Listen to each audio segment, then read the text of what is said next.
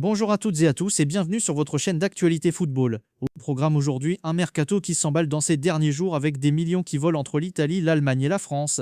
Nous plongerons au cœur de la crise qui secoue l'Olympique de Marseille avec l'affaire Rabiot qui prend une nouvelle dimension. Le PSG lui prépare son retour au Parc des Princes avec des choix forts de Luis Enrique. Enfin, nous ferons un détour par l'Espagne où le Barça est dans la tourmente et nous prendrons des nouvelles de Serge Aurier dont l'aventure iranienne tourne au cauchemar. Installez-vous confortablement, l'actu foot c'est parti. À un peu plus de 10 jours de la fermeture du marché des transferts, les clubs passent à la vitesse supérieure et la Ligue 1 est au cœur de toutes les convoitises. Commençons par l'Inter Milan.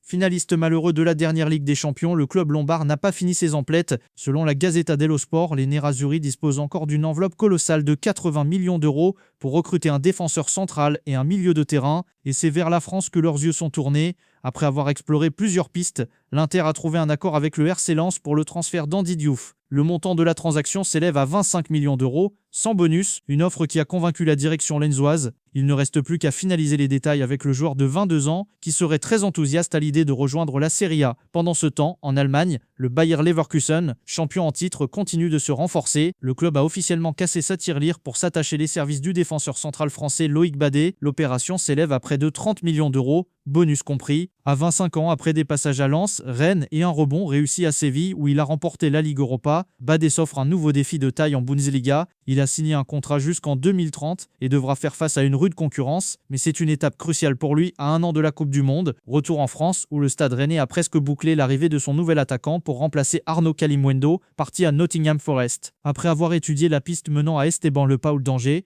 jugée trop onéreuse, les Bretons ont jeté leur dévolu sur Konrad Harder. L'attaquant danois de 20 ans, doublure de Gyökeres au Sporting la saison passée, a réalisé un exercice prometteur avec 11 buts et 7 passes décisives. Selon Abola, Rennes a formulé une offre supérieure à 20 millions d'euros, correspondant aux attentes du club portugais. Le joueur aurait donné sa priorité à la Bretagne, estimant y avoir plus de chances d'être titulaire qu'à l'AC Milan, également sur les rangs. Enfin, un mot sur l'Olympique lyonnais qui a présenté sa recrue la plus chère de l'été, Tyler Morton. Arrivé de Liverpool pour 10 millions d'euros, le milieu de terrain de 22 ans a confié que le coach Paulo Fonseca avait été un élément clé dans sa décision. Il se dit séduit par le style de jeu lyonnais et la qualité de la Ligue 1, un championnat qu'il juge attirant et comme un tremplin. L'ambiance est électrique sur la Canébière, la défaite inaugurale face à Rennes n'était qu'un début. La violente altercation dans le vestiaire entre Adrien Rabiot et Jonathan Rowe a mis le feu aux poudres et la communication du club n'a fait qu'attiser les flammes. Le président Pablo Longoria a parlé d'une violence inouïe, très agressive, qui a dépassé toutes les limites, une version appuyée par le conseiller sportif Mehdi Benatia, mais cette version est aujourd'hui violemment contestée par la mère et agent du joueur, Véronique Rabiot. Dans une série d'interviews accordées à RTL et La Provence, elle détruit point par point la version des dirigeants marseillais. Violence inouïe, personne n'a été blessé, personne n'est allé à l'hôpital, il n'y a pas eu de nez cassé, lance-t-elle, remettant en question la passivité du coach et de Benatia s'il y avait eu un tel déchaînement, mais elle va plus loin. Elle accuse ouvertement Pablo Longoria et Mehdi Benatia de mensonges. Selon elle, le club instrumentalise cet incident pour une seule raison, l'argent. Dans le monde du foot, tout le monde ment. La finalité, c'est toujours une question d'argent, affirme-t-elle, suggérant que l'OM cherche à se débarrasser de son fils pour récupérer une indemnité de transfert sur sa dernière année de contrat. Enfin, elle n'épargne pas l'entraîneur, Roberto De Zerbi. Elle le juge responsable de l'atmosphère surchauffée du vestiaire par son discours primaire et son comportement parfois limite, citant son altercation avec Unai Emery en match amical. Le premier à hurler, à crier, à être violent, c'est bien lui, fustige-t-elle. Le divorce est total, Véronique Rabiot l'a confirmé, son fils ne portera plus jamais le maillot de l'OM. Un feuilleton explosif dont le club phocéen se serait bien passé. À Paris, l'heure est aux retrouvailles.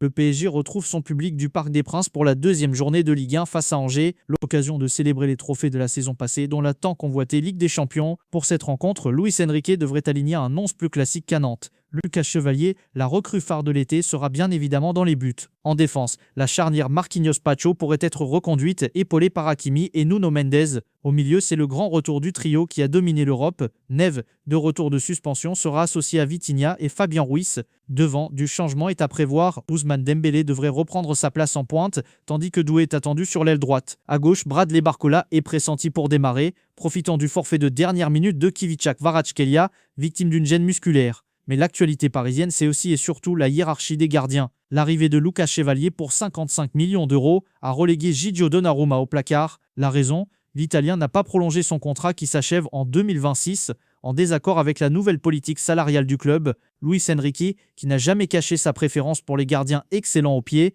a été clair en conférence de presse. Il attend de son portier qu'il soit un leader et qu'il participe pleinement à la construction du jeu.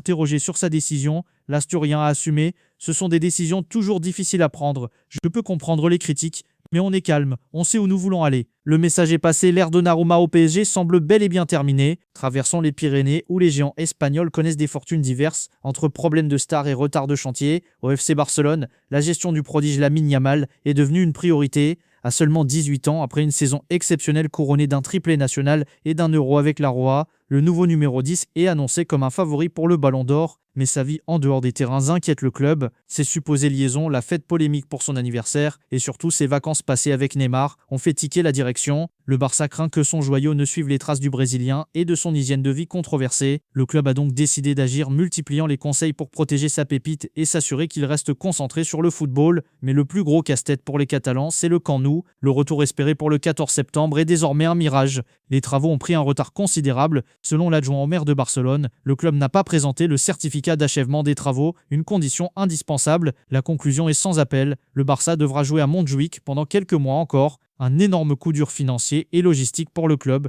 qui misait tant sur sa nouvelle machine à cash. Du côté de Madrid, la compétition fait rage. L'arrivée de Trent Alexander-Arnold, star de Liverpool, devait régler la question du latéral droit, mais c'était sans compter sur le retour en force de l'inoxydable Dani Carvajal. Absent 8 mois, l'Espagnol de 33 ans est revenu à un niveau impressionnant durant la pré-saison. Pendant ce temps, l'Anglais peine à convaincre, livrant une copie neutre lors de la première journée de Liga. La presse madrilène n'hésite pas à mettre la pression. Trent va avoir beaucoup de difficultés, titre AS. Xabi Alonso botte en touche, mais une hiérarchie pourrait rapidement se dessiner si l'écart de performance persiste. Le football offre parfois des histoires cruelles et inattendues. C'est le cas pour Botafogo, le club de John Textor. Vainqueur en titre de la Copa Libertadores, le club brésilien a subi une terrible désillusion en étant éliminé dès les huitièmes de finale par la modeste équipe équatorienne de LDU Quito, une défaite 2-0 au retour qui fait tâche, surtout après les 110 millions d'euros dépensés sur le marché des transferts. Le coach David Ancelotti est très critiqué pour ses choix tactiques jugés trop frileux. En France, un autre retour a fait grand bruit, celui de Kevin Trapp au Paris FC,